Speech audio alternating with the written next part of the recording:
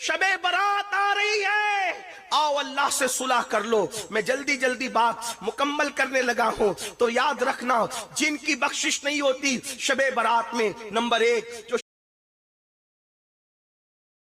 شب برات آ رہی ہے، آؤ اللہ سے صلح کر لو۔ میں جلدی جلدی بات مکمل کرنے لگا ہوں، تو یاد رکھنا جن کی بخشش نہیں ہوتی شب برات میں، نمبر ایک جو شراب کا عادی ہوگا، نشے کا عادی ہوگا، اس کی بخشش نہیں ہوگی۔ نمبر دو جس نے ماں باپ کا دل دکھایا ہوگا، اس کی بخشش اور مغفرت نہیں ہوگی تا وقت یہ کہ وہ توبہ نہ کر لے، وہ اللہ کی بارگاہ میں معافی مانگ کر اللہ سے عہد نہ کر لے۔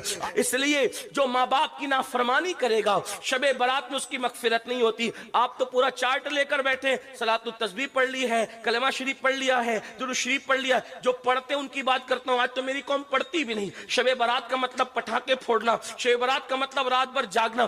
رات بھر جاگنے کی رات سمجھتے لوگ، بھائی جاگنے کی رات نہیں ہے، وہ عبادت کی رات ہے۔ ہاں، جاگنے اور عبادت میں فرق ہے نا، عبادت کی رات ہے وہ۔ جاگ تو انسان ہوٹل میں بیٹھ کے بھی گزار سکتا ہے، انسان جاگ تو کھیل کود کر بھی گزار سکتا ہے، تو وہ عبادت کی رات ہے، عبادت کرو۔ تو جو نہیں کرتے ان کا تو ٹھکانہ نہیں، جو کرتے ان سے کہہ رہا ہوں پہلے یہ کرو، ماں باپ کو راضی کرو، پہلے اللہ کی بارگاہ میں توبہ کرو۔ ایک بات یاد آئی، پھر بات آگے بڑھتی ہے۔ اگر کوئی ماں باپ کی نافرمانی کر کے کعبۃ اللہ بھی جائے تو بھی اللہ اس سے راضی نہیں ہوتا۔ آج کل لوگ ماں باپ کو چھوڑ کر پسند کی شادیاں کر رہے ہیں۔ کہتے تمہیں کیا سمجھتا، تم تو بڈھے ہو گئے، تمہیں تو کچھ سمجھتا ہی نہیں۔ وہ جس نے پیدا کیا، تربیت کی، پورا شباب قربان کر دیا، جوان بیٹا اپنے باپ کو کہتا ہے تجھے کیا سمجھتا۔ یہ ہنسنے کی بات نہیں ہے۔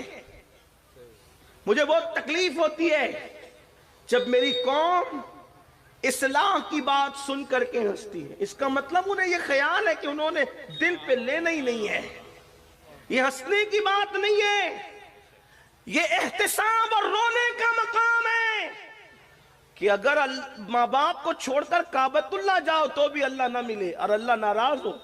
اس سلسلے میں فقیہ ابو اللیث سمرقندی نے ایک حکایت لکھی ہے، اس کو سنے دل کے کام۔ ایک اللہ کے ولی تھے، ولی کی بات کر رہا ہوں، میری آپ کی بات نہیں، اللہ کے ولی تھے۔ ماں کے پاس آئے، امی مجھے بہت یاد آتی ہے، کعبۃ اللہ کی عمرہ کے لیے جانا ہے۔